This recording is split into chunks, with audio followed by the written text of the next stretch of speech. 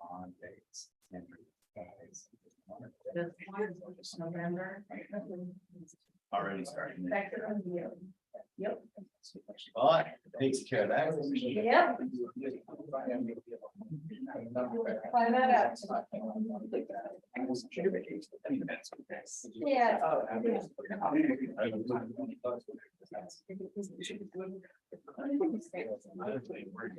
Yeah. I don't think we get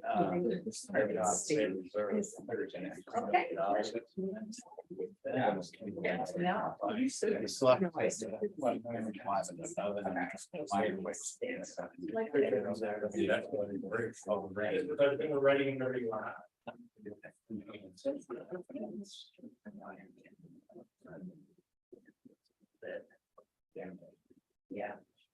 We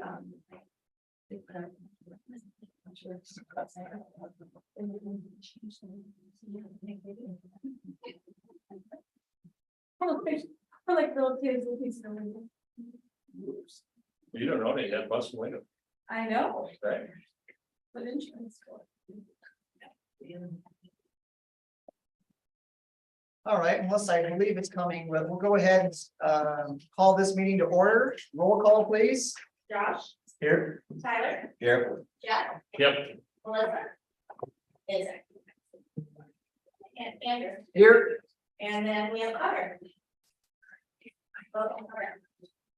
Get that seat in the house. Do I have a motion to approve the agenda for this evening? So moved. Second. Any further discussion? All those in favor? Aye. Opposed?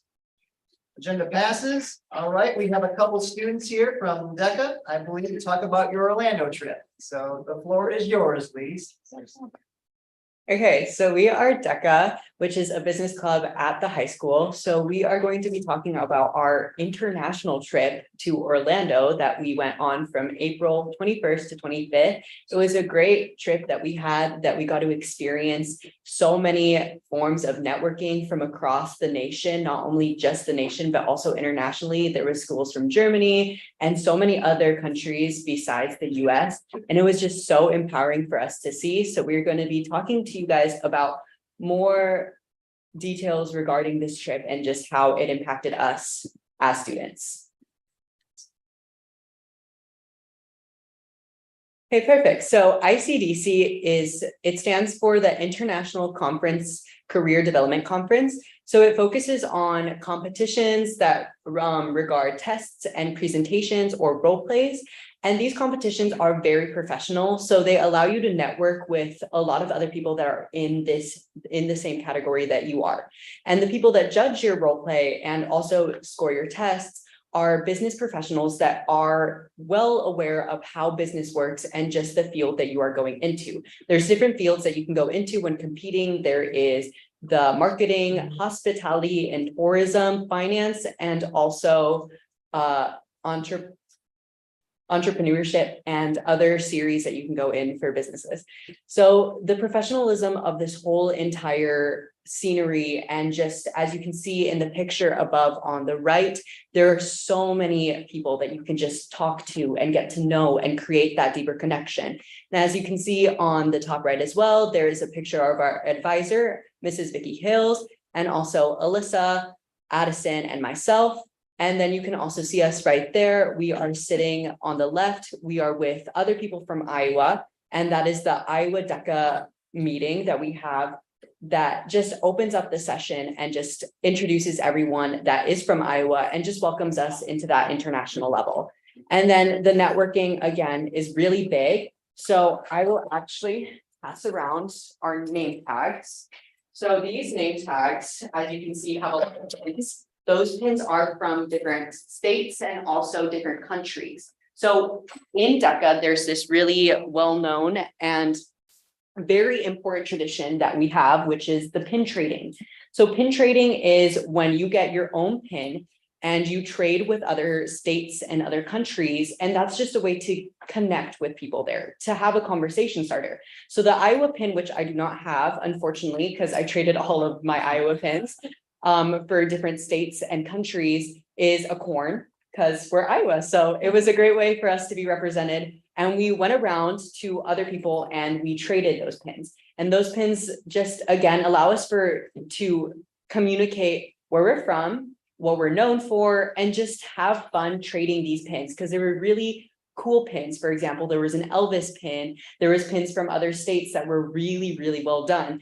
And this is just for you to get a sense of what it's like being at that international level, and for also to keep a little memento from just this event and just the opportunity that you get throughout this whole entire trip. So obviously, like, why do we go in general? So the thing that I really wanted to put on there was the fact that there was 22,000 other kids, across this international stage. And, in Iowa, DECA is not big. And even in Gilbert, like, it's regarded as just another club. Like, there's no sugarcoating that, we know that. And even I saw it that way, because even the state is, a smaller level. But then, you're sitting there at the award ceremony around 22,000 other kids. And other people are getting called up for who gets to finals, and 3 Iowa people got to the finals. And then me personally, I'm sitting there and I got award of excellence, which just means like you met criteria, but you didn't excel in it necessarily. And I'm sitting there like, I want that. I want to be up there. And of course, I'm a senior now, so I don't really get that chance. But that, in my opinion, is the importance of this entire trip. These kids are coming here, seeing that, and okay, now I'm passionate about DECA, because in some of these states, it's a class. Like, DECA is a separate business class you can take. That's how serious it gets. And so this would make people want to join, want to go, want to compete at DECA at a national level, because it's that important. And then of course, okay, so like, what about DECA? What's the big deal? And it's these life skills that you learn. It's professionalism. I had no idea what I wanted to do going into my junior year, and now I'm going up to UNI next year, doubling in finance and economics. It was a passion that I found. These skills that you're building in high school before anything to a degree really matters, that you can carry into the world. They're so important. And of course, controlled independence. Now there was 3 of us that went, so Vicky had a little relaxation, but at the same time, you're in Orlando, Florida. Tell us where you are, but go make friends. We went to Disney, we went to Universal. You're standing in line for an hour for these rides, and DECA actually rented out all of Universal, so it's only DECA members there. And so it's make friends. It's problem solving. That was the biggest thing that you learn there, because here's a situation that, oh, by the way, is meant for people that have a college degree in this field. You have 10 minutes to figure it out and present it in front of a judge. Okay, go. And then walking in there, I know I've had situations, every DECA member will say, I had no idea. I was going in there being like, I know this is wrong, but can you present yourself in a confident and professional manner, knowing that you got this wrong? And that's such an important skill to have. It's to be able to carry yourself properly, be able to be professional. And that's what these high school kids are learning in a club like this. And in order to grow our DECA chapter in Gilbert and make this a bigger deal, because again, it's that important, it starts here. It starts sending these people to these trips to realize how important, how big this actually is. It's not just another club in Gilbert. And that's personally why I'm so passionate about it. And both of us are on leadership council, and that's what we're trying to encourage with these trips. Thank you, guys. Thank you so much. How many students are in DECA right now? About 75, and then about 20 of us competed at state, 9 of us qualified, and then 3 of us went. Okay. What kind of thing you interact with local businesses, or what type of kind of real world experience do you get through that, if any? Or Right. So the first thing is sponsorship. So at the very first, like before we raised any money, it was about $1,000 to go on this trip, because obviously, right, and Disney and all that. We knocked it down to about 250, and that was just going out to businesses, after for sponsorship, again, using those professional skills that we had learned, and then presenting in front of those businesses. I know I personally got an internship at an accounting firm this past summer going into my senior year. Again, using those skills because I knew how to hold myself professionally. We don't have a pin for you, but we've got a little keychain for you for coming to present. So thank you so much for coming tonight. Yeah, great job too. Thank you. So which state is Elvis? Tennessee. Yeah. I tried so hard to get that pin, but corn was not exactly the peak interest of the day. I thought you got the Arizona pin though, so Yeah. about that. It lights up. It does light up. Correct. Thank you, guys. Thank you. Thank you so much. Great job.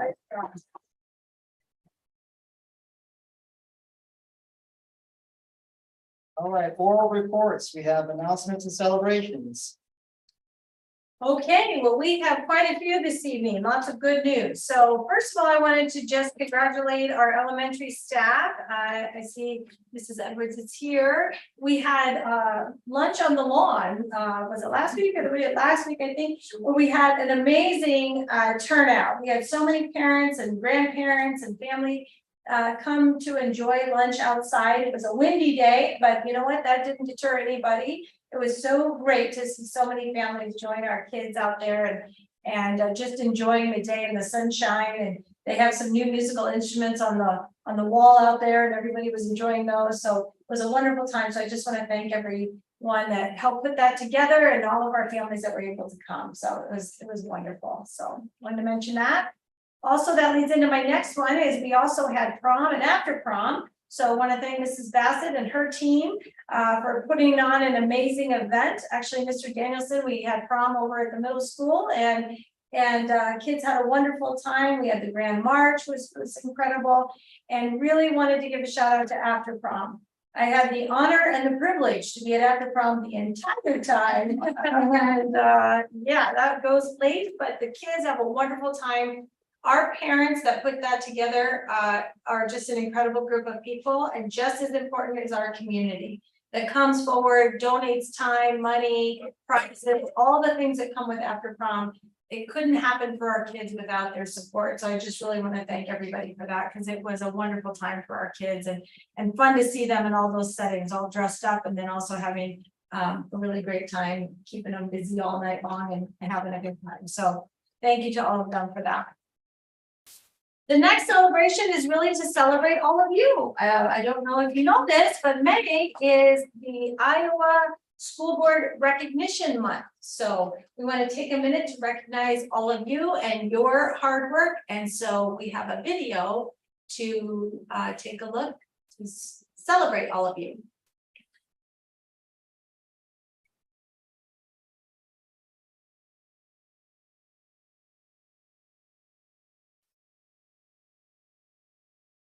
Welcome. I'm Dr. Christine Trujillo, the proud superintendent of the Gilbert Community School District. I'm here for a few minutes with you today to really celebrate our governing board members. This month in Iowa, it's the Iowa School Board Recognition Month. And it's important that we take a few minutes to say thank you to this incredible group, 5 board members that volunteer their time because they care about our community so deeply. I am very honored to work with them every weekend. They spend time making decisions around budget and policy and really doing what's right for our community so that our kids can soar, our teachers can teach, our leaders can lead. It's an incredible work that they do, and we're so grateful to all of them.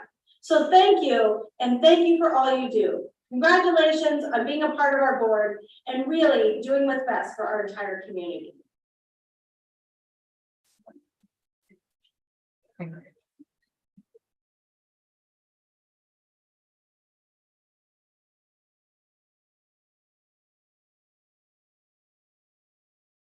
Why am I on the Gilbert School Board? It kind of goes back to growing up. My mother was a longtime teacher, actually quit teaching when I was born, stayed home with us. And then as I went on through school, my father actually was on the school board in my little town in Illinois. I think he served 8 or 12 years on the school board. So education, especially public education, has been a long-standing, I'd say, tradition in our family. And I guess prior to being on the school board, I was on the Gilbert Education Foundation for about 7 years. Really, really love that. Really gained appreciation for our community, what our community can do. And I just thought it was the best way to give back to this community was to serve on the school board. Enjoyed my 4 years on the board. I absolutely love the board members that I get to serve with. I wanted to be on the school board because I wanted to serve our community and our school district. We have 4 kids in the district, and my husband and I want to make sure that we're doing what we can to make sure this is an excellent school district for all the kids in our community. My wife and I moved to Gilbert way back in 2002. And 3 kids, the 2 oldest daughters were just starting school, and our son wasn't even in school yet. And yet, when we were looking at different school districts around the Ames area, we quickly decided that Gilbert was where we wanted to be. Knowing that we wanted to be in the community is, well, how do we get back to the community? And my dad, when I was growing up, was on our school board up in Northwest Iowa in Spencer.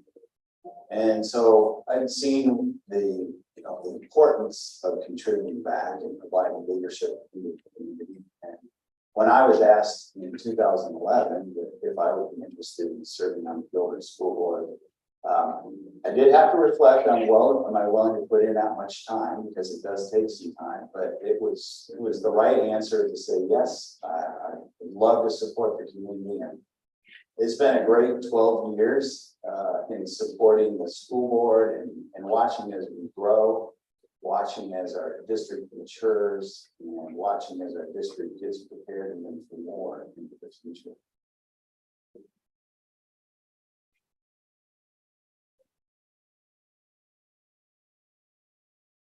Serving on the school board comes with a lot of responsibilities, a lot of challenges, but also a lot of, I think, fulfillment for what you can do back for the community. And here in Gilbert, we've got what we believe is a unique district with lots of parental support, lots of activities going on, and yet it really still requires some strong leadership at the board level to make sure that we've got leadership within the district that has the kids first and foremost in mind. And when I say that, it's, are we really paying attention to our curriculum?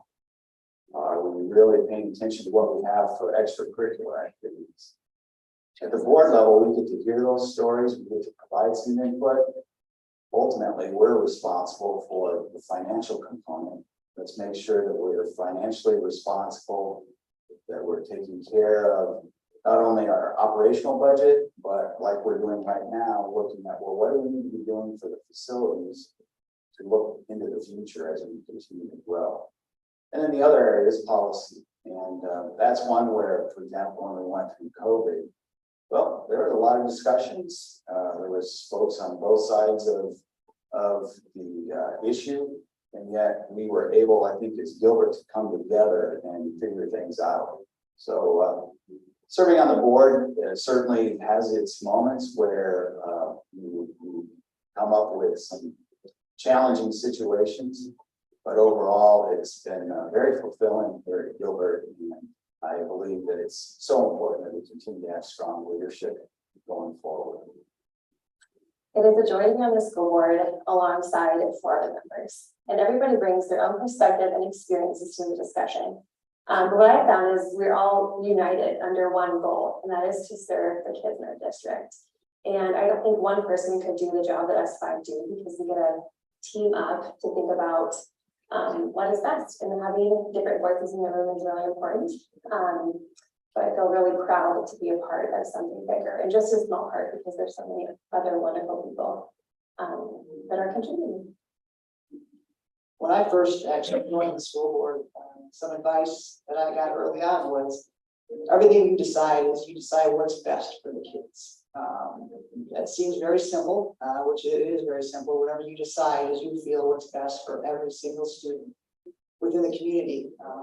Going through COVID, that was difficult because that affected all kids, and there was really no right or wrong answer throughout that process. But again, I think we learned a lot about understanding why we're on the board, what the purpose of the board is, and what we can do every day to help those kids out. And again, the purpose of being here is, and there's no political agendas, and that's something that I'm very, very happy about our board. We have all seen what politics can do. Politics in our boardroom when discussing kids is, I'm not for. I am for discussing what is best for our community and what is best for our kids. I want to personally thank our governing board members. They're an incredible group of people. Jeff Mosiman, Tyler Holt, Melissa Pearson, Josh Bennett, and our governing board president, Andrew Rickliff. This dedicated group of people come together and they make decisions so that our kids have the best education. They have the best learning every single day. And as I've said earlier, this is a voluntary position, and we're so grateful to them for the time and the energy they put into this position. I'm grateful to them every day. I'm fortunate to get to work with them almost every day with their great questions and the work that we do together. So I want to say thank you to each and every one of them. I hope you'll join me in thanking them as well. Thank you so much for all that you do, for your time and energy, and for really doing our best for our entire Gilbert community. Thank you, Dr. So great big thank you to all of you and also to our student member. Thank you so much for joining us and being a part of what we do. And then just have a quick certificate for each of you to say thank you for serving on the school board. And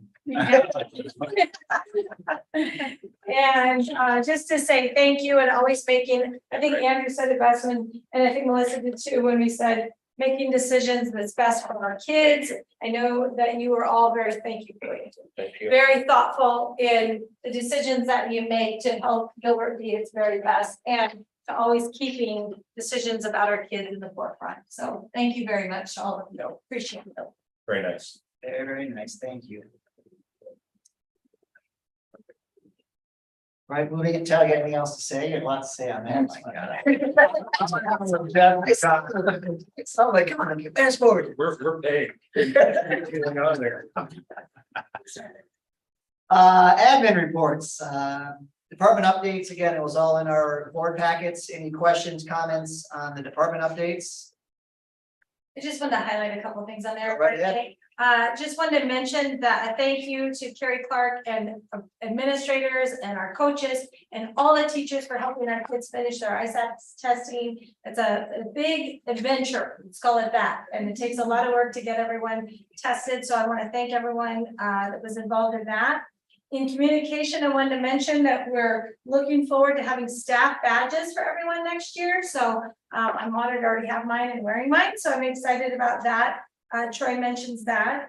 Also, we started, oops, I missed a picture. Trent Becker started May 1st in the transportation department. So we're very excited. He's excited, he's on board, and he and Bruce are doing a nice job transitioning together. So we're thankful to Bruce and to Trent for that. In food service, I wanted to highlight that it was Lunch Hero Day on Friday, May 5th. So we want to thank all of our lunch ladies for all the work that they do. We appreciate them. In the athletics, I wanted to just highlight that Ellen Davis, our sports nutritionist, has started working with our parents and our athletes. And so we're super excited to have her on board. And that has been through the support of the Athletic Booster Club. So we're very thankful to them for bringing her forward. And also, I couldn't go without mentioning that esports, if you see that on there, is currently the top ranked Mario Kart team in the state of Iowa. So we want to congratulate esports, and there's so many wonderful things sports happening. But that was one that I thought a great idea that has come forward and helped our kids. Jason? The second video. Yep, we're gonna do that just in a second. It's coming up. No worries. Thank you, Jason. Okay, and yeah, that's what I had for. I have a question department updates. on this. It says on the food service one, it says beginning May 1st, food service will no longer allow charging of a la carte food items. Oh, I'm glad you brought that. Is that everybody or just the negative counts? Well, what we're doing, so recently our negative amount has grown to a pretty large amount, between $16,000 and $20,000, if I remember correctly off the top of my head. And so I asked Deb Purcell to come up with a pilot program to see if we could limit our a la carte. Now, a la carte, if you recall, are things like Gatorade, Powerade, cookies, extra pieces of pizza, things like that. And so, yes, if you have a negative balance in your account, we're having kids not be allowed to get the a la carte pieces. Now, or things, so they can have they get their regular lunch, everything, everyone's being fed, it's not that. But it's if we have negative balances, because what we're finding is the negative balances aren't always related to free and reduced lunch. Sometimes it can be that, but oftentimes it's kids making decisions to go back and get maybe extra things that maybe parents didn't approve of. And so by asking parents to fill their balances, then they can have the extra things and then we're all in agreement there. So that's what. So people that don't have negative balances can still order a la carte. Correct. That is true. Okay. And we're gonna see how it goes. We're trying it for the month of May. We're gonna have a conversation then to say, how did it go? What were the good? I've already had one conversation with a principal who said, oh, this part I like, this part didn't feel right. So what else can we do to make sure we're providing options for kids, but at the same time, we have to pay for it. So how do we do that? So good question. Thank you. But to Jeff's point, that's only a la carte. Only on the card. Every child's being. Everybody's being fed the regular lunch. There's also, you know, many years ago, sometimes they said, oh, you get the cheese sandwich or you get the, we don't do that. Nope, you get the regular lunch. It's just you might not be able to go back and get the extra, the cookies, the Powerade, the things like that. Chips, I think. But if it's in the regular lunch, absolutely goes on the tray regardless of their balance, because kids need to be fed, obviously, what makes the brain work. So.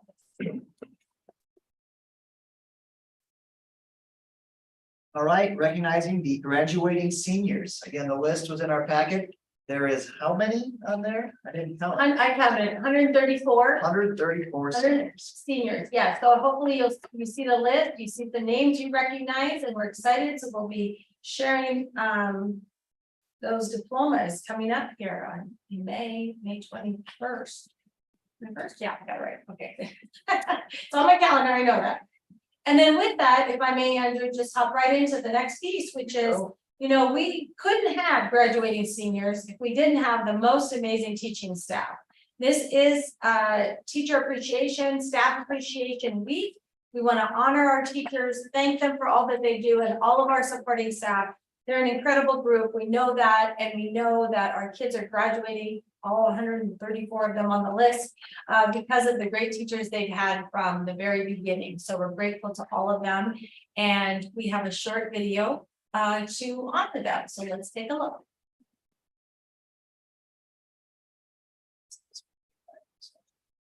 It's not.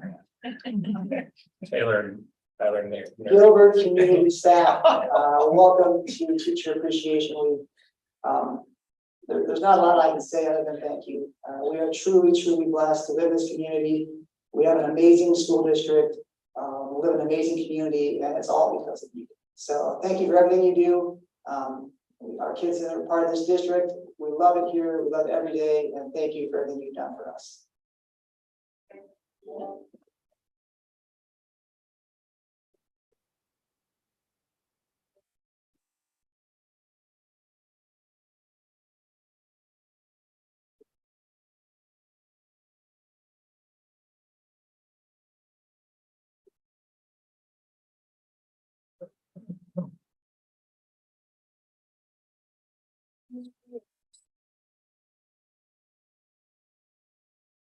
Thank you.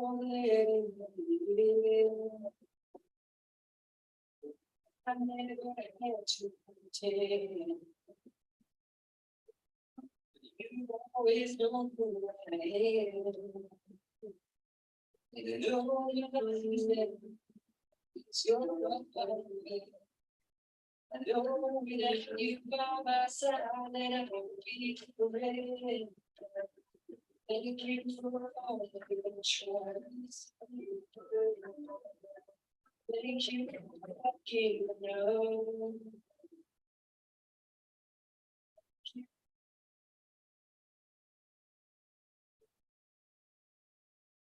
Please let me stay. Feel so thank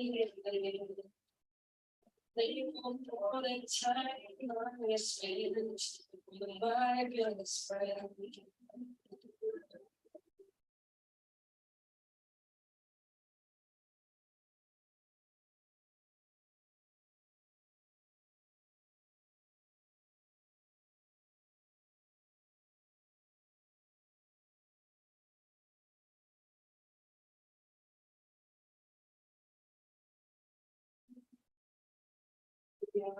Thank you for waking me up. Thank you for breaking it down. Thank you for choosing us. Thank you for all Thank you for lifting me up. Thank you for keeping me grounded. Being here now, it's your apology. So whenever you from my side, then I will be afraid. It's a real always better. So it's the world we're living. They don't know that trying by the spirit. We rely in the strength.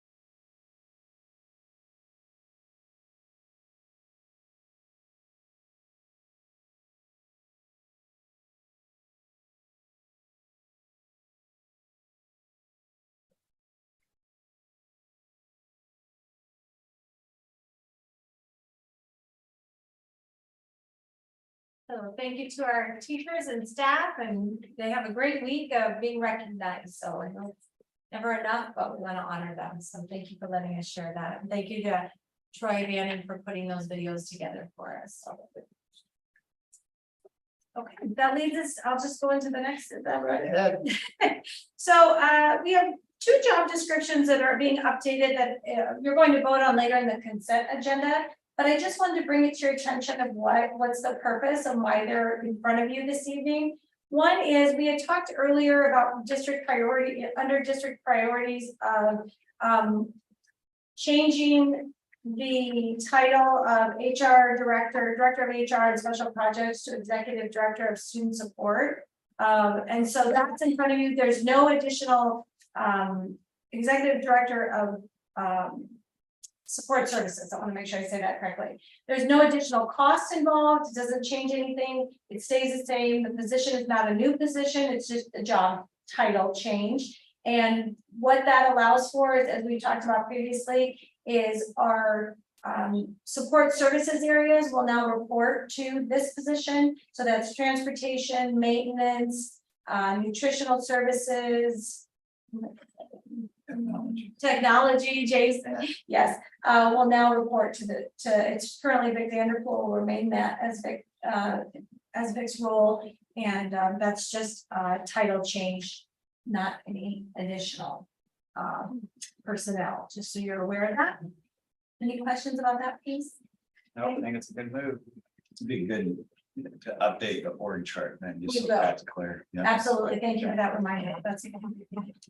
And then the other one that I wanted, that is a new, it's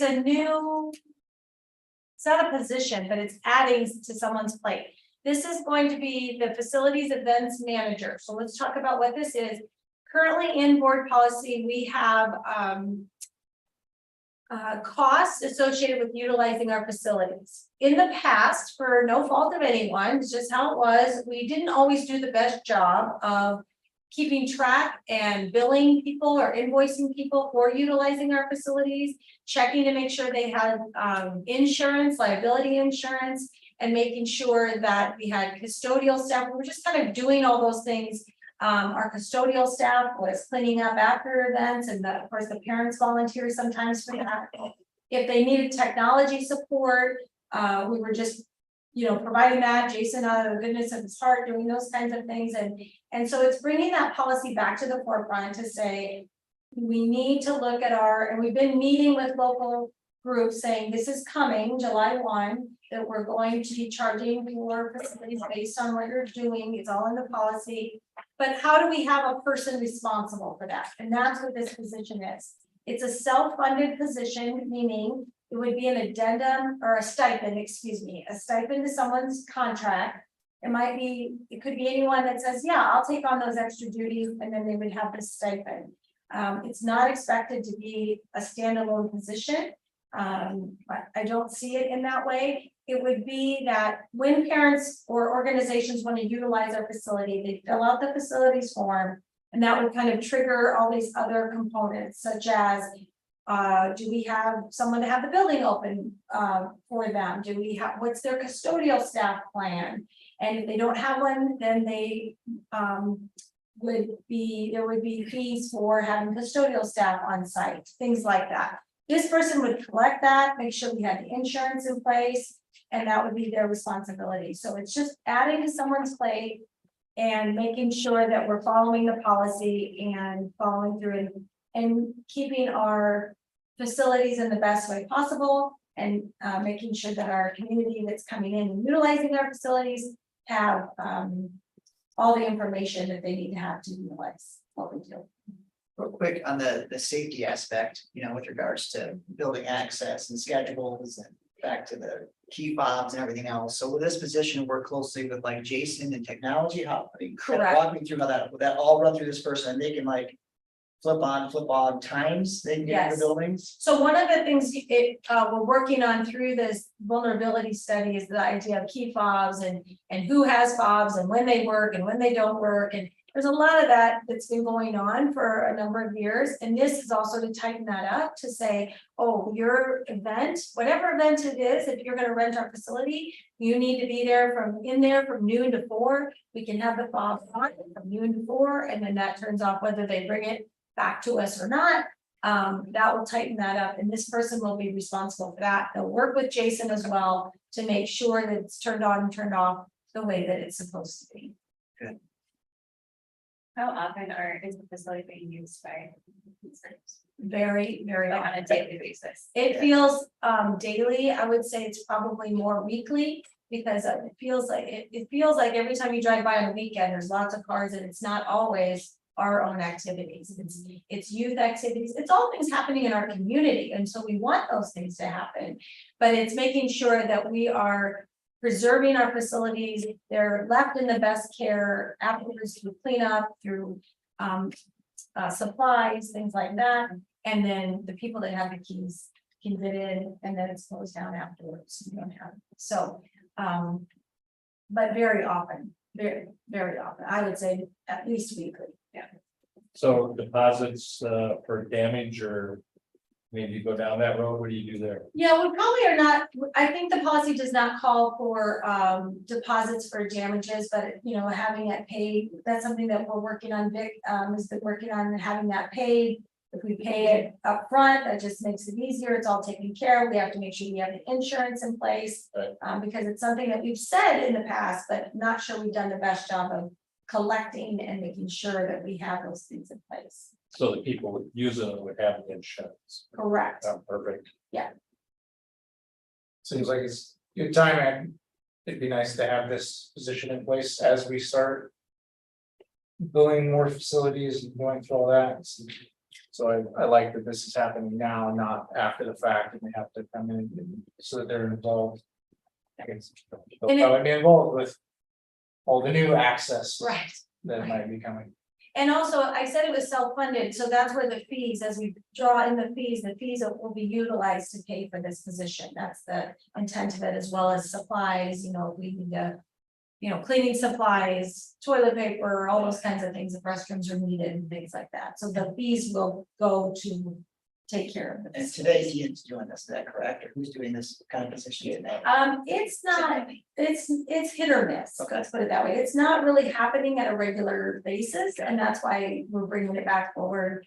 We're kind of firing it back up and saying this is really between safety, security, as well as budgeting. It's important that we get it in place. How much do you think will be covered by itself through fees? Our intent, 100%. yeah, our intent is 100%. Yeah, I think that's, the fee schedule, like it's in there, we really did. The fees that are out there, we definitely covered the $5,000 that he said. Yeah. Yeah, I think she covered it 100%. And communication, and that'll be important, their plan for getting out to the community, because this will be a change. Yes. And folks will want to know beforehand, right? Yes, correct. So Vic and Ian have been working on this together, and we have already been meeting with some of our I was gonna say big users, but I'm not sure that's the right phrase. People that use it consistently.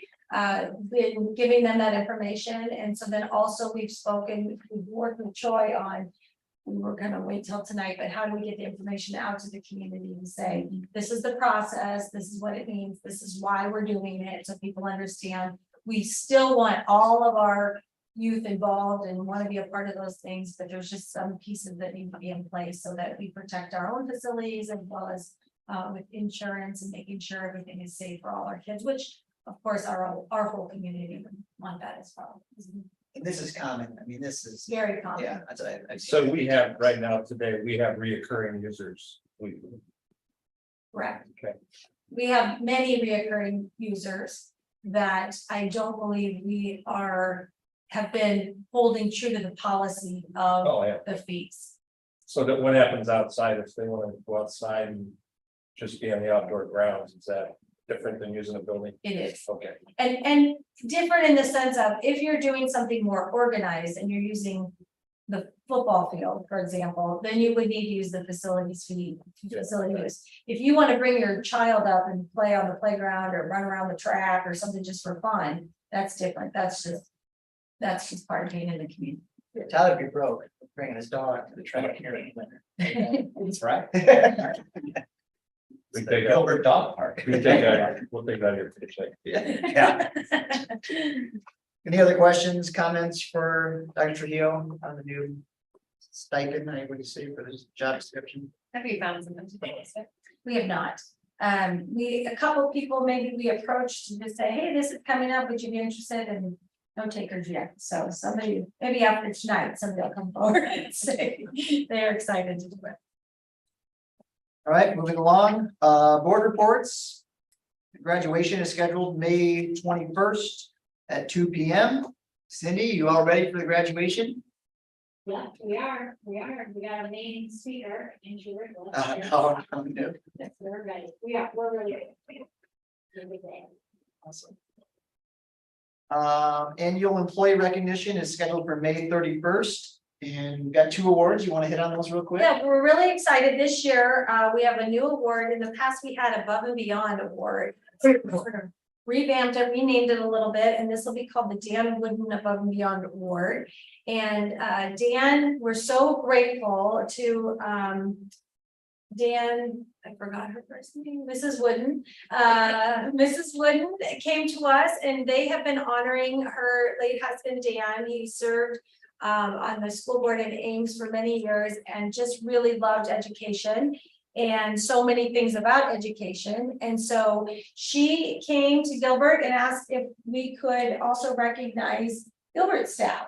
And so we're very, very excited about this award and very honored to be included. They also, I believe they're in Ames and I think Ballard School District. So there'll be one person selected from each building for this award. And so people are nominating now. And then also we'll have the Educator of the Year award, which we had in the past. So we're really excited about having these awards and honoring our staff in this way. And it's at the end of the last day for students is when we will be giving out those awards in the auditorium at the high school. There's a really cool video out there on the Dan Wooden Award through the website. If you guys get a chance to talk some more about the award and kind of the purpose of it. So it's pretty neat. Staff retirement recognition. There's a lot of real good names listed there. In fact, I added it's 156 years of service to the district. So I guess I'll let you kick it off and Sure, it's just a wonderful group that will be retiring this year. Retirement is always, I feel like bittersweet because I always congratulate people for making the choice to retire. But it's a little bit tough on the heart sometimes because we know that there's a lot of experience and love behind the staff that we have and all the years that they have dedicated to our kids. And so we're very grateful to each and every one of them. We will be hosting a retirement reception at the end of the day of the 31st. Is that right? At the end of that day? Yeah.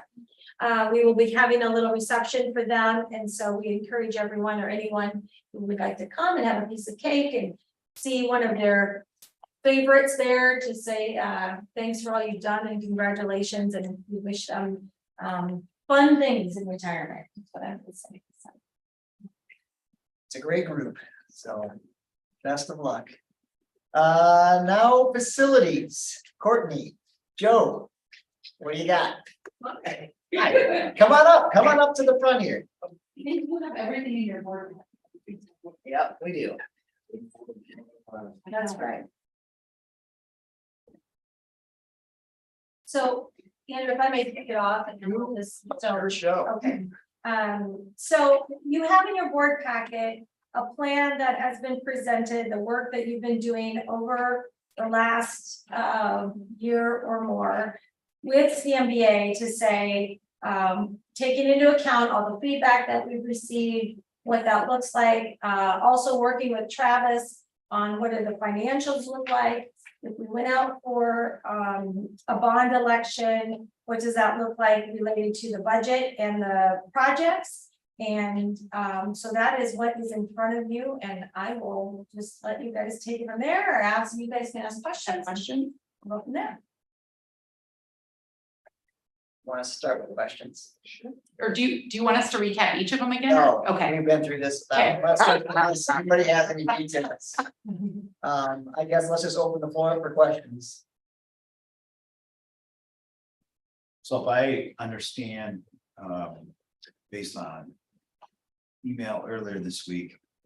New elementary school, Yes.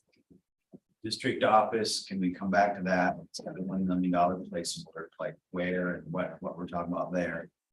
The high school would be primarily the building, the moving of the science room, building of new science rooms and renovating the old ones, but not gymnasium and such.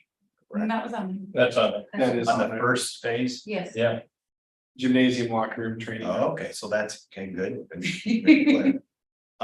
Moving the track from here over to the middle school, it's got a $1 million. 6 lane, scaled it down a little bit, Right? the what's the infield like? that's natural grass. Okay. Kind of a simpler drainage system, Yeah. because I know the cost was a concern. Yep. Okay. Then transportation. Hang on, Tyler, not to interrupt you. Yeah. Since we're right there, can we play soccer on that field? Yeah. Okay. Okay. Yeah. And then the other in the phase one is transportation and maintenance up. So just, I guess, to kick it off, the location or the description of the district office and then the transportation and maintenance up. Yep. So do you have the overall campus plan that shows all of Gilbert? Yep. Okay, so the district, Jason, pull up that video, pull up the, It's the one that has kind of over shows everything. 20,000 foot view of Gilbert. Yeah, Everything exactly. One. I'll hand it over to you. There we go. Turn to the Gilbert Bill's looking for some extra money, we got a job. Gilbert campus plans. there you Yep, go. there you go. Got it. So. It's gonna be easy. Can you make it a little bigger? We'll see if I can jump that high enough for you. All right, so transportation, we have shown down here. Yep. With parking with bus outside, some parking outside of the building. And then just north of the high school, Okay. Okay, there's 8 blocks there off that parking lot to share. Then we have district office located so that they can share part of the parking they already have there for staff and be able to be on that side of the facility. Okay. So those are the 2 standalones that aren't associated with one of the other sites already. And the bus transportation, is that all concrete then to all the parking and everything? We have it that way right now, Okay. and all of those can be kind of discussed and finessed once we know if that's the direction we'd like to go. And also, if I may, in working with CMBA on like the transportation and district office, I would have happily waited until maybe phase 2 around that. But that thinking, same thing with the track, is all of that needs to move out so that we can do what we need to do with this building. So that's why it fell in that way. One comment on phase 1, and I know I'm jumping ahead to phase 2, but the entry at the middle school. I mean, in my mind, that was kind of a top priority just because of the safety concerns there. I know, is there any way we could put that maybe as a phase 1 approach to get that done? There are a lot of things we can move in Okay. different phases. The only things that need to necessarily happen after another is the intermediate school needs to happen after Yep. district office moves, transportation moves, and track moves. Yep. And at the high school, you kind of need the new science wing built before you renovate the old. So Yep. those are about the only two that are dependent on something else. Yeah. But otherwise, they can move up and down as you see fit and the need to move those. What was the answer on the traffic pattern that you're talking about? I'm more talking about the entrance, the middle school, you walk in, this little. Safety. The safety. Oh, okay. Right now you walk in, Yeah, you walk yeah. right to the school, and I To think. be able to bring administration out to the front, Front. have the door, Yeah. and then be able to kind of repurpose some of that interior. No, not, no, just more There it is. walking traffic. That's all included in that. There isn't a separate, just on the entrance through the middle school, separate estimate. We probably had it broken. I'm sure we have it broken down. I think there's I think it was stuff- about 500,000, Yeah. but as far as phasing goes, that's all up for discussion. Yeah. And that one actually was a part of the initial phase, because security is a priority. That was my only question. I just, because when I saw that was a part of phase two, I was kind of, again, the rest of. Where are you seeing phase two at? Well, I just saw right here where it says Okay. intermediate or middle school building, including, I thought all the middle school stuff is right there. Yeah. Under phase Correct. two. Correct. That's where I'm seeing it. Okay, And so pulling that security front off of that amount and putting that into phase one. Yeah. Is what I think you're talking about, and then Yes. we had talked to, we did follow up with Travis today to say, do we have room based on kind of what we're doing to move that up into that related to the bonds? And the answer was yes. Not all of what we were talking about the middle school, just that front, that we are able to move that up into phase one. Yeah. I see. That's-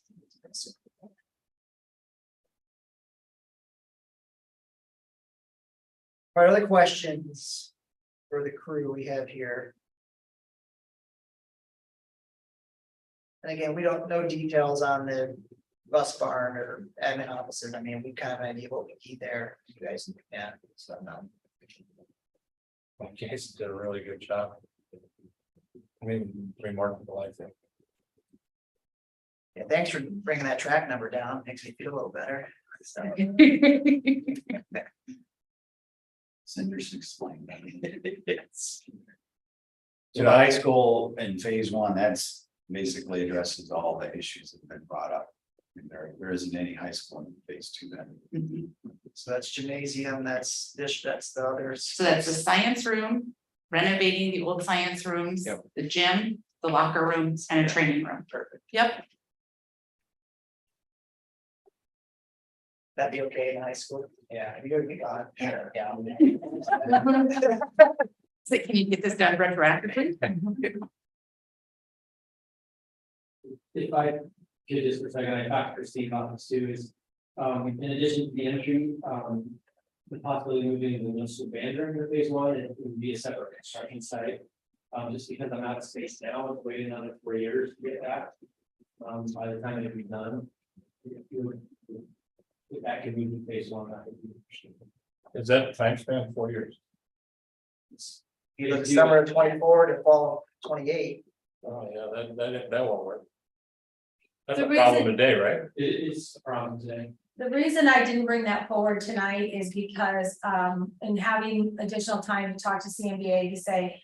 If we're looking at, one of the things we had talked about possibly is the adding a gym to the middle school in phase two, and so I didn't really. Yeah. You know, I thought if we're gonna do construction once, meaning gym and band, and I understand what Mr. Danielson's saying about this space, but, that's why I didn't bring that part forward, but did really think that the security piece made sense, so.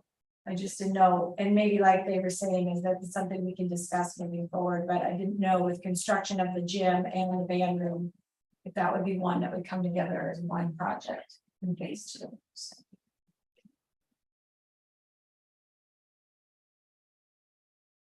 I like how you laid out the phases and.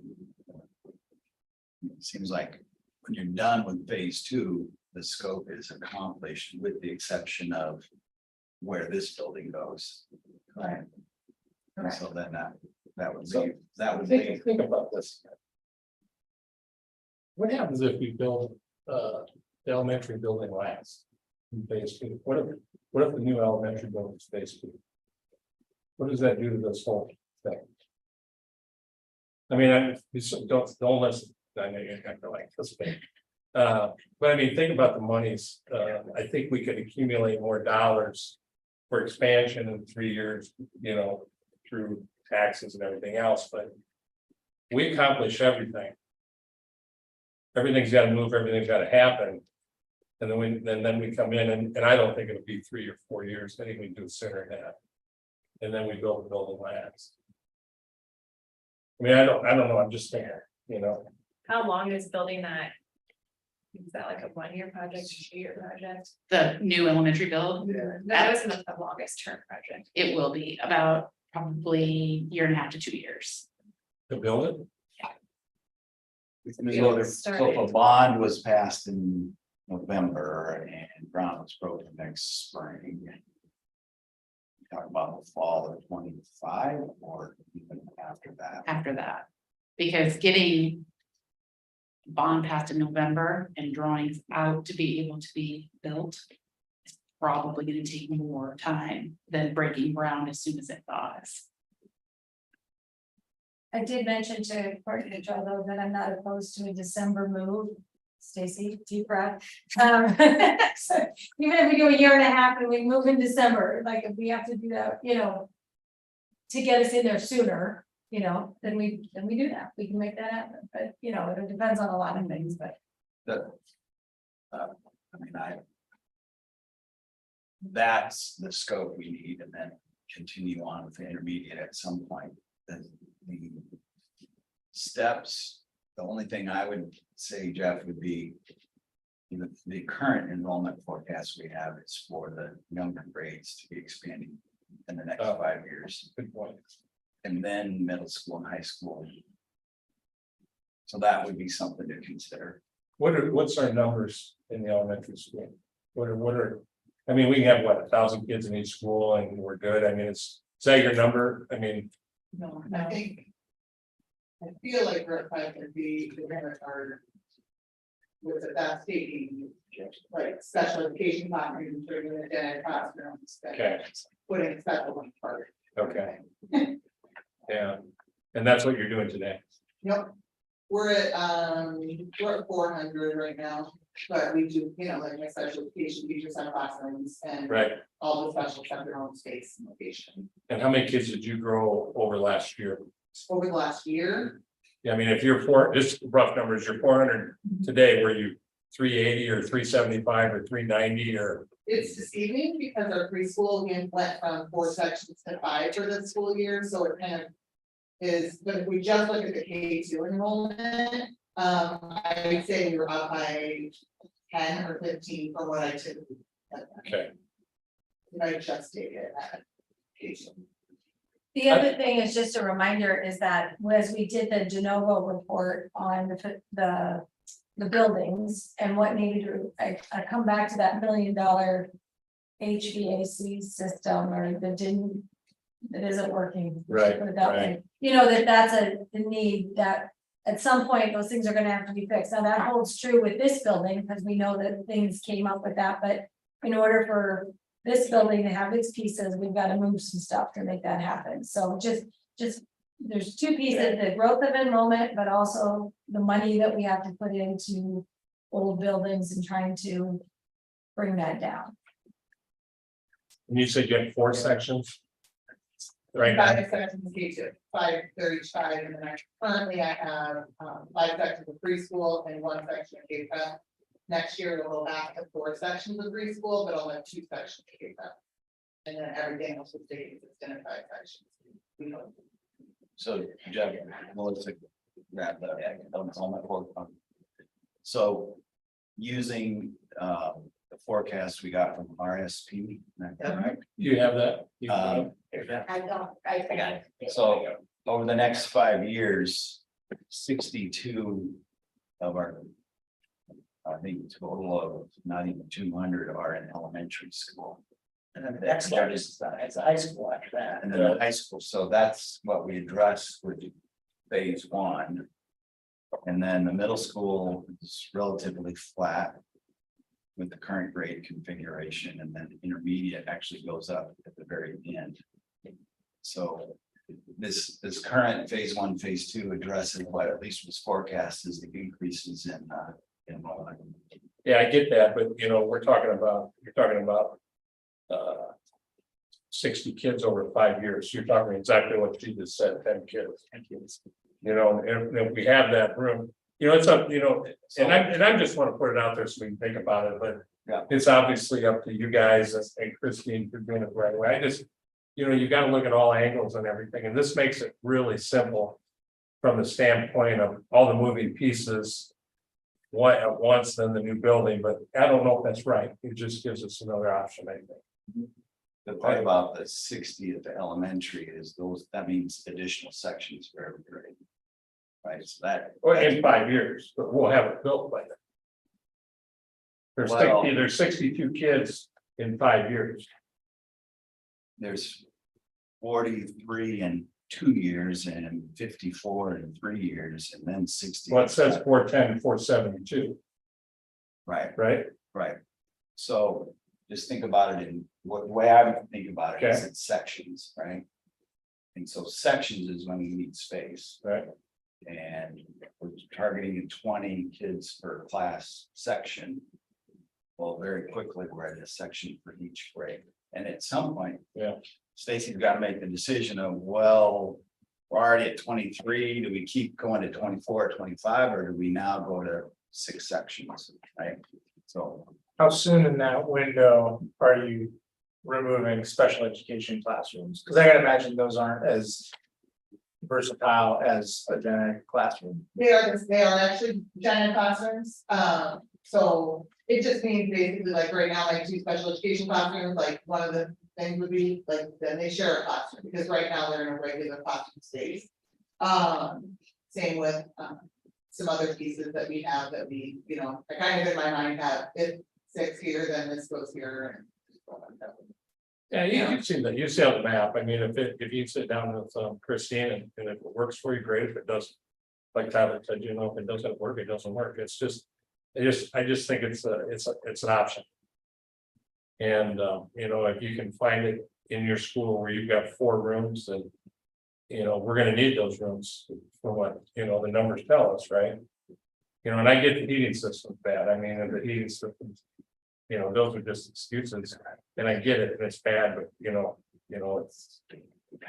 Jim, are you asking, just so I understand, is it more from, you think cost wise it's gonna be cheaper? If we do No, I this don't, too? I have Okay. something to do with cost. Okay, it's just from a pure timing standpoint. Yeah, I mean, just if I was a construction guy gonna build this. You know, and if you said to me, we're gonna do this here and then we're gonna do this last. It just makes everything flow better. One piece I would reflect back on that, though, Jack, and you and I had this exact conversation, you may probably not remember it. 13 years ago in this library, when we had the conversation about high school superseding. Yeah. And the very reason we did that is that we did not know when we would have, again, the bonding capacity to Right, build right. a facility. Right. So I think my only concern is if you did make the shift and we put a bunch of little things, and albeit important little things in front, do we run the risk of construction costs coming in too high, and then we have to put the elementary off further? Yeah. So that's just the. I think what would happen, and it's too bad Travis isn't here, because I had a bunch of questions for him, but.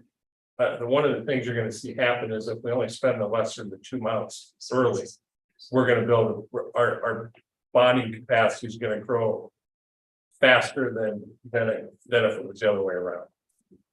One piece that when we met with Travis today, we had a great conversation with him, is that he, you know, this is all, as we know, this is all a projection, and he felt very confident. One of the things he said is phase 2 might be able to come more quickly than the way we have it laid out. And there's a lot of factors in that formula that he brings forward for us. That we don't know all the answers to yet, and hopefully it'll all go in our favor, you know, that's the good news. And then, but that's what he said, is that he was sharing that, you know, while we have it budgeted out like summer of 2027, he was pretty confident saying he felt pretty good that it could come sooner. That's why the idea of bonding out one time. So we're not, you guys know, we're not talking about two different bonds, it's one big bond.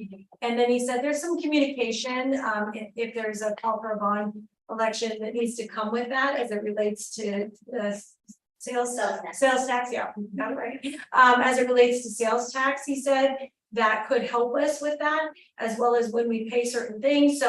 So I found that to be really encouraging and making sure that we do a good job of communicating all those pieces when people go to vote pending a call for a bond election. So that the recommendation would be that however we put it together would be a bond, general bond of 30.7, not two separate bond. Correct. That is his Figure out the recommendation. timing really. You mean the 50%? 50%. The GO would only be 30.7.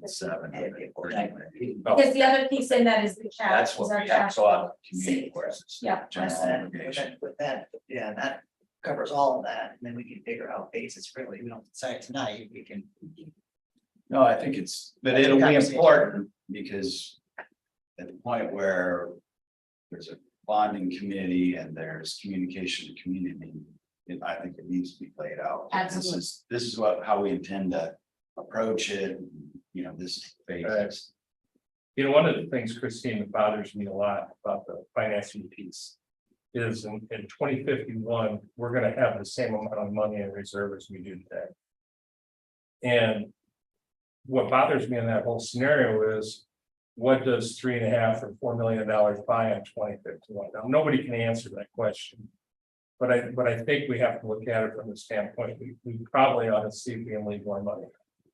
And I don't know how we do that. That was one of the things I was gonna ask Travis, because that concerns me about the future dollars. Yeah, we're talking about today and we could build and, we'll be off the board and, whatever's the scenario, but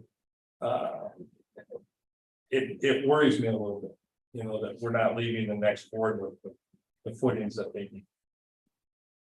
Restate that, so you're So- concerned that. So if you look, where's that page at on that? If you look over here where you see your fiscal year number, you go down to 2051 and our reserves is 4 million. 4 million, it's the third category, I'm sorry, 4,062,392 or something. Right there, yeah. Yeah, circle. Yeah, surplus. That's very similar to what we have today. And what worries me is what is 4 million $62,000 buy, I mean, because Well, 4 million 20 years ago bought a lot more than $4 million. that very last line is an artifact. Go to the line right before it. It's 5.5 million. Okay, 5.5. And then you go up to this year, it's 2.1. So it's more than twice as much. I'm not concerned about it. Is that money that we can put in that, get some high interest savings accounts that are relatively safe, right? Is that? That's where so they are. currently, Say is invested in, it's doing really well in I have 2 million in this chip, and 2 million in savings account, and that's doing very well on savings on the interest rate. Now, keep in mind, save is linked to enrollment. So as the enrollment increases. Yeah. So will the dollars be saved. Is that factored into those calculations? It- Or enrollment? Yes, enrollment Yeah, well, based on our projections, and they're very conservative with this. Couple is based on a direct reflection increase of property, of the taxable valuation. And so we have a little, not as much of an increase this year, but we see addition to a valuation, we see businesses going up, we see additional houses being built. So, and we, the increase of 45% in valuations is a direct increase in, because it's just a direct levy on your taxable valuation. So that will increase. Now, for couple and say, the property tax or the sales tax is paid by sale. And that is, that's in this financings, in the split up in phase 1 and phase 2, and it's extended out. But he also included in pay as you go. And we're in that, this is reflected at a higher amount than we anticipated. So to basically, for our repairs and maintenance, which after we do this, part of our goal is to bring down those repairs and maintenance. So there's part of that we don't anticipate that to be happening in the future. So And are you showing any increase in the property tax surplus? I mean, are you showing a 4% increase there? Because you're right, we're gonna have a lot more houses, a lot more stuff going on around here. so tax valuation, he's showing 3%, Okay, which is low. yeah. Well, at least he's got something in there, you know? I don't know, it's a concern of mine. I mean, 12 years on the board, I've pushed Travis every year to go, don't be so conservative. Yeah. But he's still conservative. So I think what we can trust is it's only gonna look better than this, Oh, right? yeah.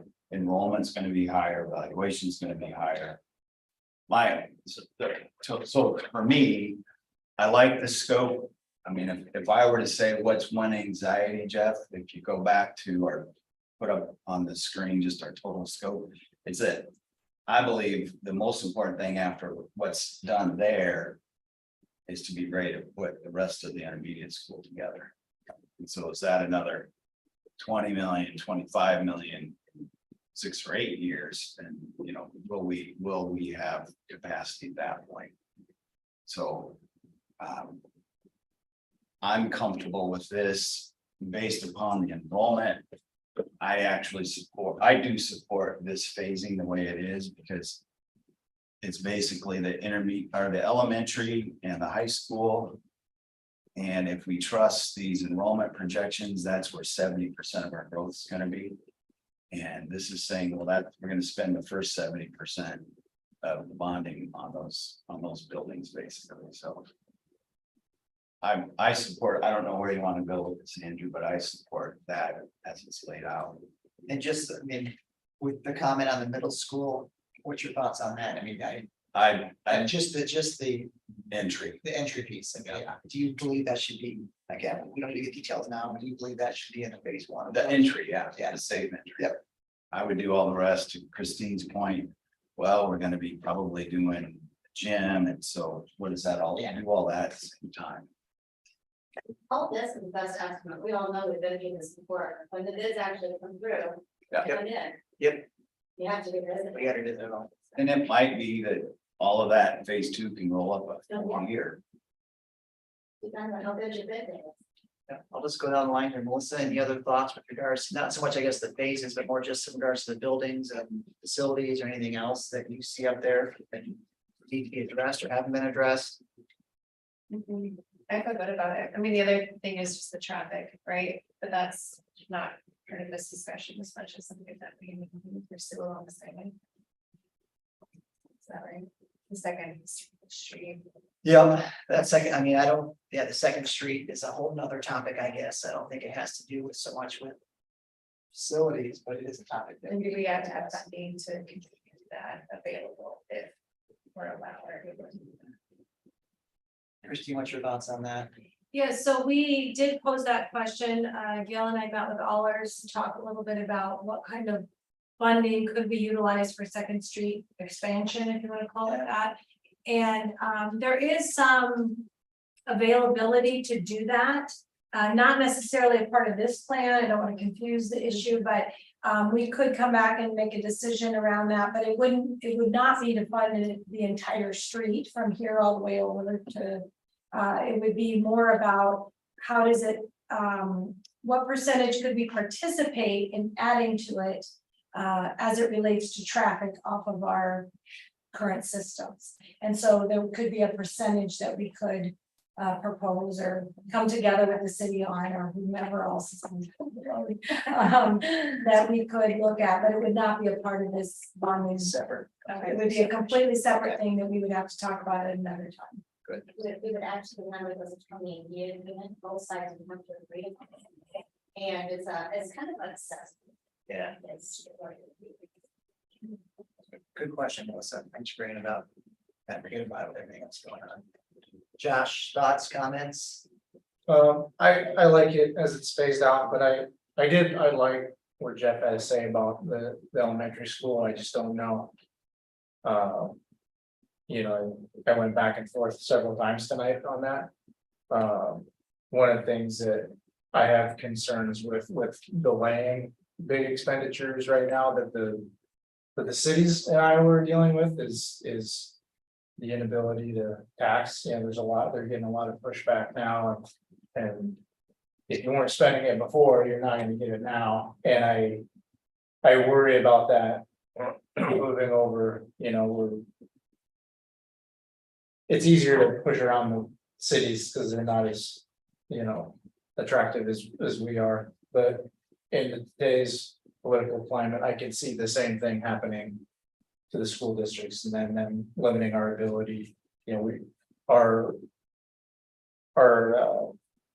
taxable or our values right now, our bonding capacity right now is based off of legislation, and I don't see that becoming more favorable in years. So I'd be concerned. I'd hate to put that off for later, and then the next year or two, they come in and say, now the school districts, you know, we're limiting you to, you know, 2 or 3% on everything, like they're kind of looking at doing with the cities. We're feeling that now in the city and wishing that we had spent, you know, all our money the last couple of years. Because if you're responsible, like we've been, stuff like that only punishes the responsible people. And with the current legislation that was just passed, we haven't really talked too much about that, but the bond now being, we're only allowed to bond, to go out for bond one time a year in November. That's a change for the school districts, to your point, Josh. And, you know, I think it'll be fine because we have a very supportive community, but I do have concerns kind of just as the education system in other communities that might need a second chance at it or a third, they'll have to wait an entire year to go back out. And that's going to be difficult for some communities. So some of that's already happened. I guess is what I'm saying to speak to what you're saying. Yeah, my concern is what will happen with the cities right now, where it doesn't matter how big your population growth was, it doesn't matter how big any of this was, we're limiting you to a hard number. And that could be disastrous. We have tens of millions of dollars in projects in the future that are based on these projections. So I guess the only other thing I would say is I would have a conversation with Travis about if we flip this. Because to Stacy's answer, if we flip these, I could just about guarantee that we could build the second phase sooner because we're taking less dollars. But you know, I think we just need a educated answer in that. Because if we can't, and it jeopardizes our plan, then I'm not for it. You know, I'm gonna do it the way it is on the board. But with that, you know, I think there's some real needs at the middle school. You know, and yeah, the entry is one of them, but you know, there's more there. So I think have that conversation. I think, can we vote for this and then?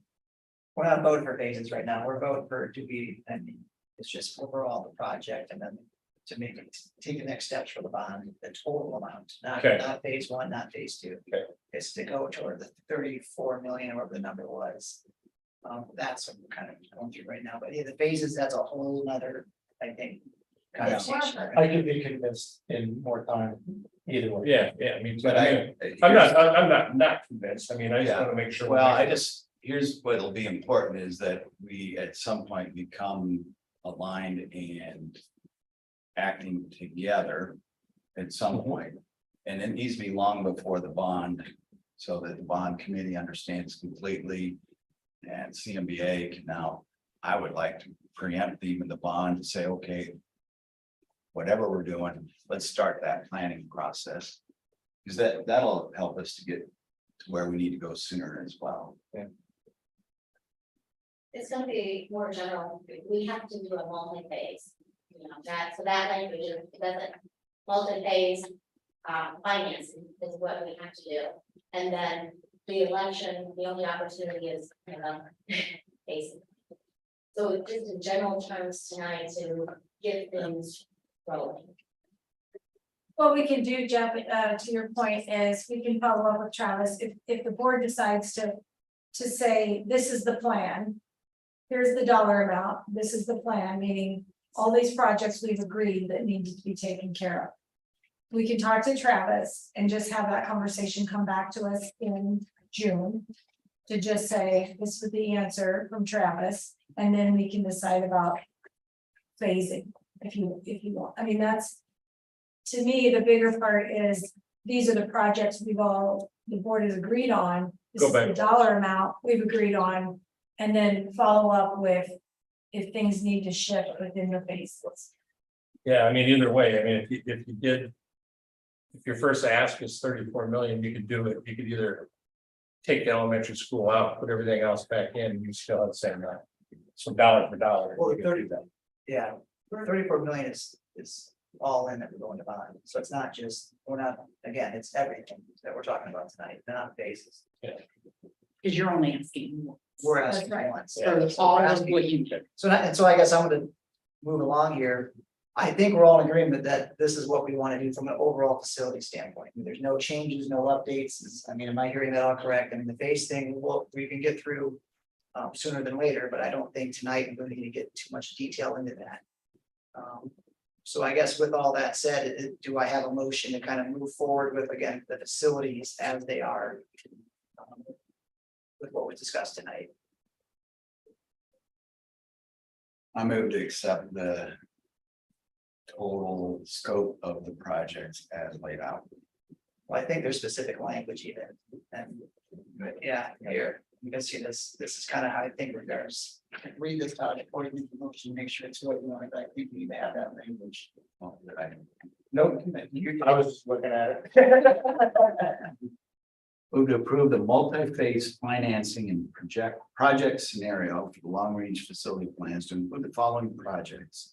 New elementary building, district office building, high school renovation and classroom addition, middle school secured entrance, moving the track from intermediate school to middle school, new transportation and maintenance hub, intermediate school renovation and classroom addition, middle school renovation and classroom addition and gymnasium. And entertain a petition from district patrons for potential bond election on the November 7th, 2023 election ballot. Well worded, Tyler. Well, want a second? You want to have a second? I second that. Any further discussion? And I believe it's a roll call vote. Josh, Yes. Tyler, Yes. Jeff, Yep. Melissa, Yes. and Ann. Yes.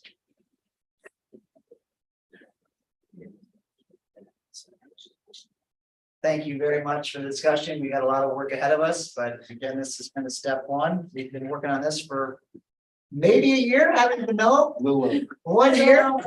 Happy birthday. Yeah. We just said, I think we were at the staff celebration day last year for Yeah. focus groups. Yeah, Well, you got us there. yeah, thank you. Thank you guys. Group effort. But nice to get to know you. We hope for many, many, many more years. 2028. We've got a quick update. It's on the notes here, but Gail, you want to hit on this House File 718? Yes. There's some updates. Some updates here. Okay, so this is just signed by the governor on Thursday. So I'm just gonna summarize some things. So we had briefly talked about tonight, bond referendums are only one time a year. And along with sales tax bonds elections. And that is the first Tuesday in November, after the Monday. There will be no more availability of the pro levy. And the budget and levy certification that we need to approve by April 15th has now moved to April 30th. The biggest changes I see is there's new procedures and responsibilities and in the budgeting process. So there's a new, each district now has to file a report by March 15th. And the information will come from the county auditor. Basically, they're called budget statements that the county auditor will have to send out to all patrons, which includes items 1 through basically 1 through 7, along with 8, but then we have to do some additional. And from all that, through the budget process, currently, if you remember, our April board meeting was a public hearing, then we approved the budget at the April hearing. There's an additional process, there's an additional hearing that has to be held after the March 15th notification to this March 15th deadline. There is a new meeting or a new hearing for this statement for the public. There's no other meeting, there's no other business, it's just basically a public hearing. In addition to our April public hearing for the budget and its approval at the April board. So we have to have an additional, basically additional public hearing on top of the April public hearing and the April meeting. And so basically, I wanted to share this with you as we move forward, because this is law and it takes place immediately. So the budget information. So if you think about how that changes, if you want to think, if we go to vote in November, then the bond levy and the sales tax information will be included in our April budget that goes into effect July. So as we look forward and we go through this process, we'll need to keep these changes in mind because that will affect us as we move forward and going through this. Now there's more detail coming out because she just literally just signed it Thursday. And this came out today, so I wanted to share it with you.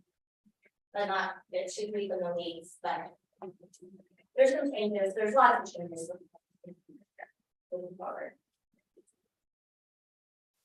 Any questions for Gail on this? Is there any reason when she said she didn't want, why they got rid of the pearl? You know, taxes, there was, I'm assuming it's additional taxes that not everybody was using and they wanted to limit the access to the additional tax.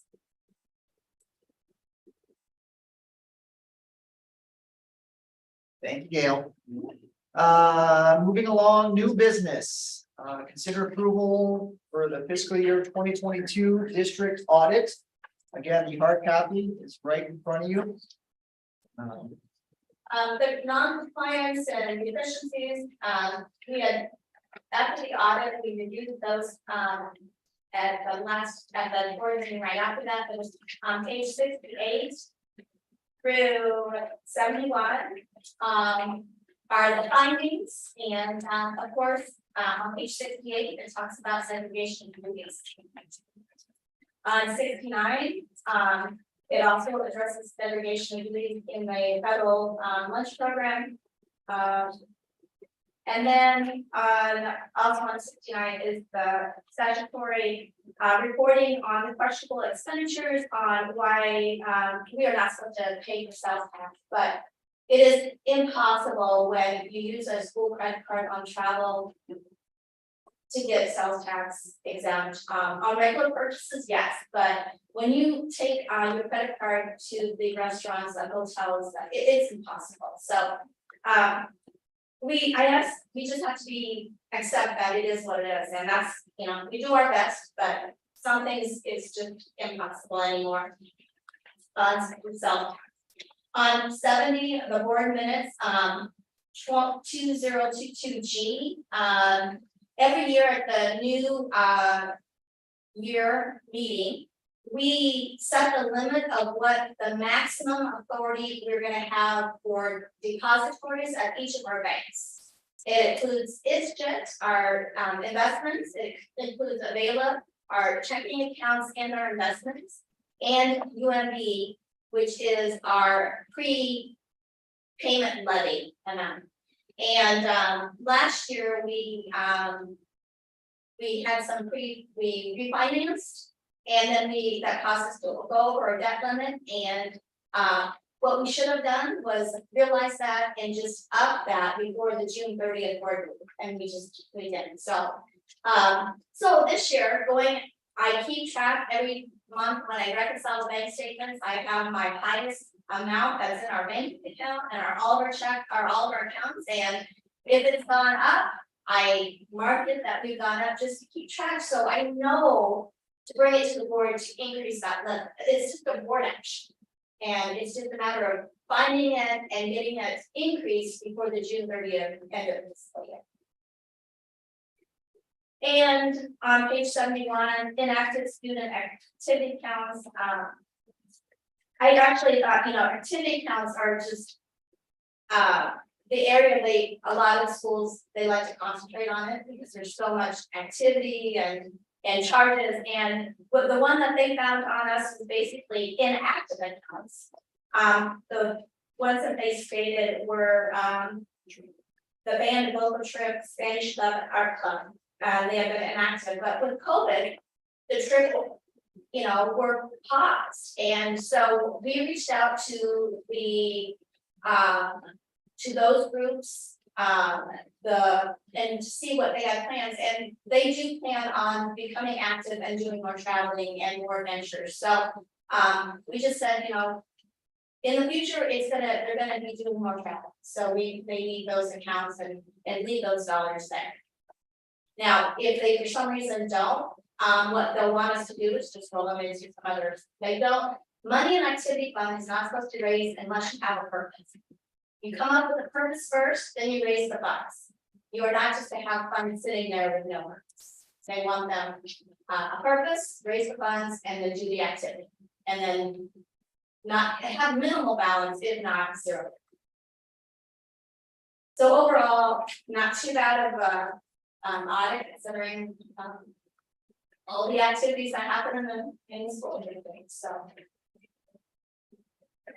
and segregation of duties, that is continual every year. But honestly, with personnel, you just need to have increased personnel, and we're just not doing the school district to not have that.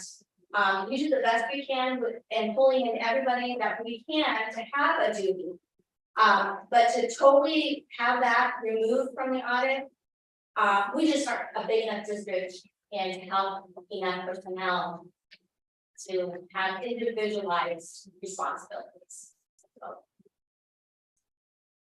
Okay. Thank you, Gail. Any questions for Gail? Hearing none, do I have a motion to approve the fiscal year 2022 district audit?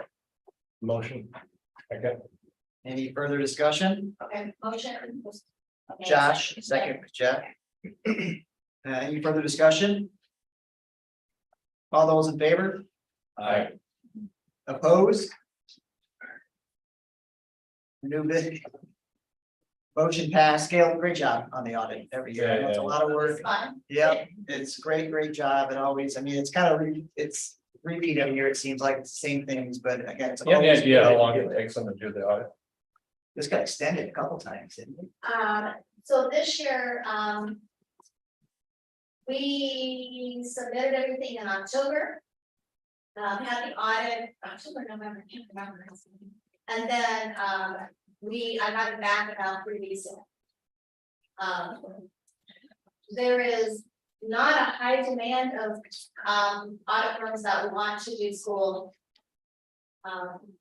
audits. So it's just a few, and there's few of them and more, and so with personnel and everybody's suffering from not enough staff and not enough employees to do it in a more efficient and better timeline.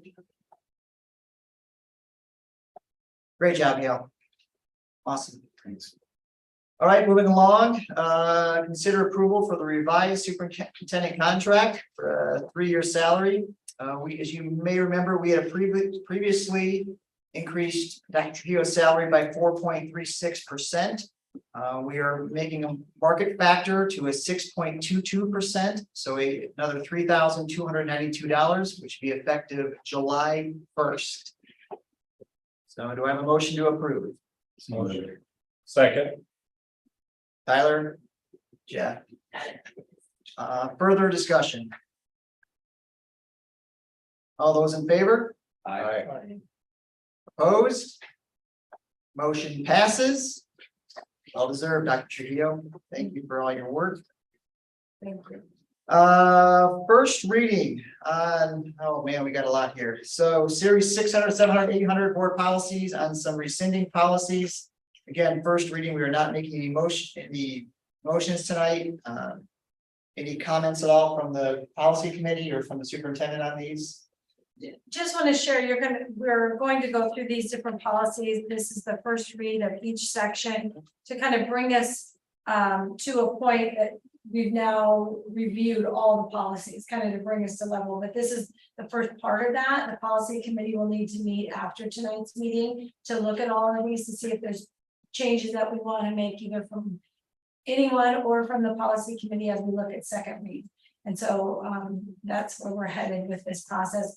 The thinking is that then we'll have reviewed all of them, so we're ready for a new system and we'll be up to date on each of the policy, and we can always go back in and change them. And as the policy permit comes from ISBA, we can take a look at that and see if it changes. Awesome. Thank you.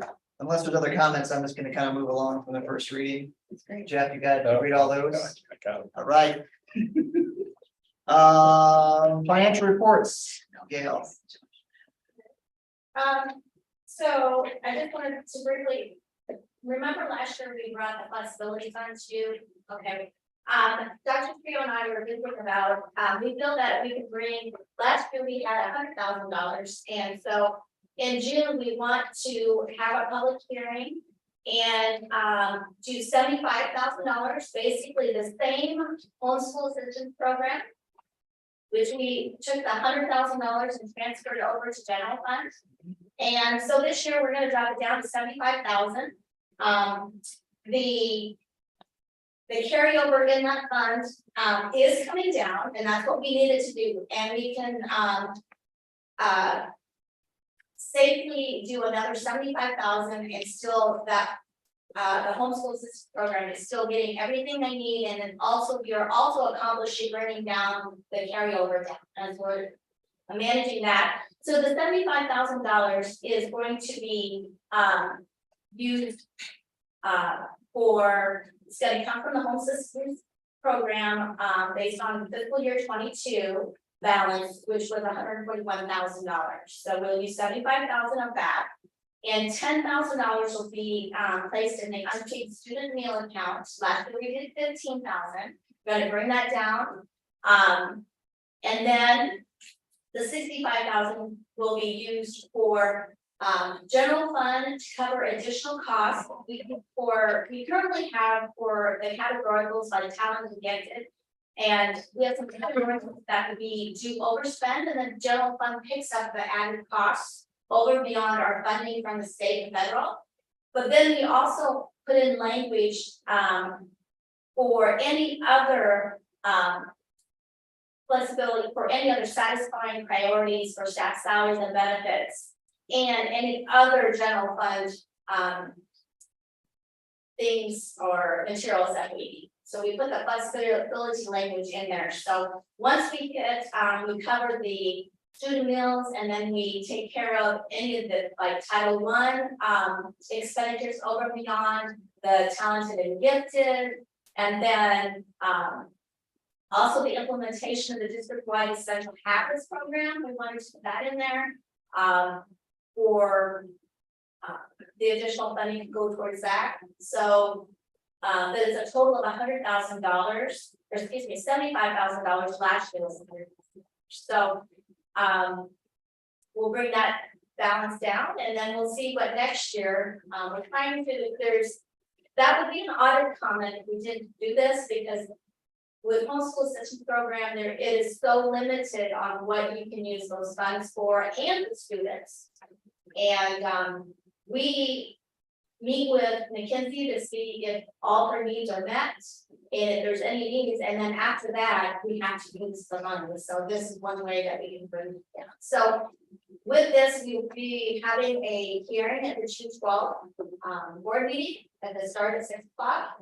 And then we'll take action to approve this, to move those funds over for into the general fund. Which we did last year. And then,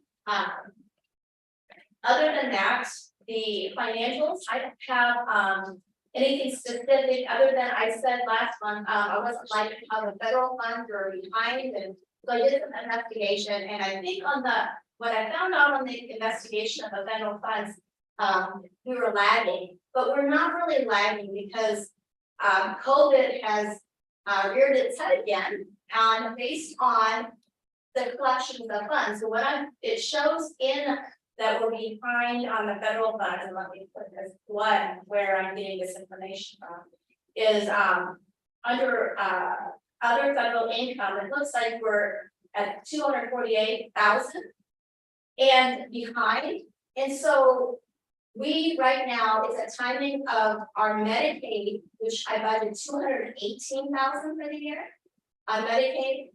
We don't get reimbursed for Medicaid until June, at the end of the fiscal year. Now, why didn't that surface last year, the year before? Is because we were receiving federal funds for COVID. So it wasn't, here, we're not receiving those COVID federal funds. So it looks like we're behind on collection, but it's just the timing of it. We're not collecting the COVID or the ESSER funds for federal. But we're Medicaid, we will, but not until June. Where for COVID and ESSER, we receive funds in January, we receive funds in March. But Medicaid we only collect one time a year, and that's in June.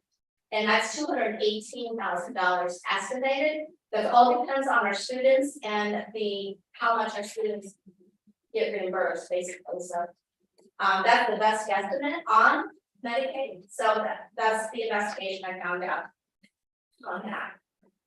Other than that, I don't have any concerns. We're coming into May, and June is our end of our fiscal year. So I'll be gearing up to sending out open enrollment tuitions that we'll be collecting from schools for open enrollment. Now, special ed tuitions, that won't happen until July.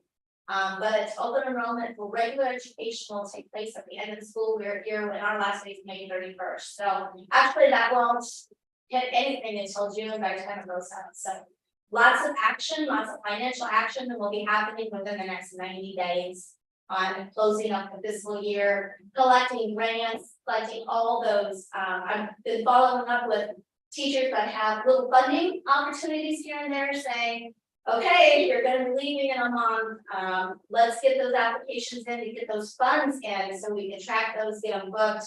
And because it's hard to touch base with staff once they leave and getting those. And June 30th is just nice to let's get those things in and get them collected in our books before June 30th. Any questions for Gail? All right, hearing none. Thank you much, Gail.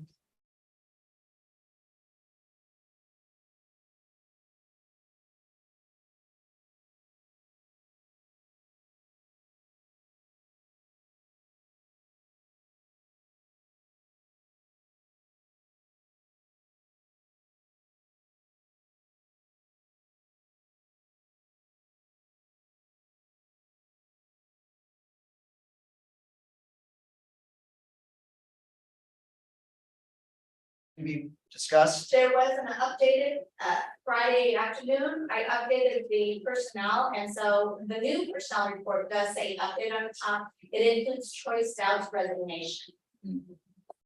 So about timing, I don't remember what time today on Friday, but it's Friday.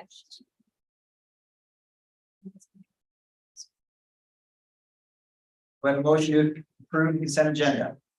Motion. Josh on the motion. Do I have a second? Yeah. Jeff on the second. Further discussion? All those in favor? Opposed?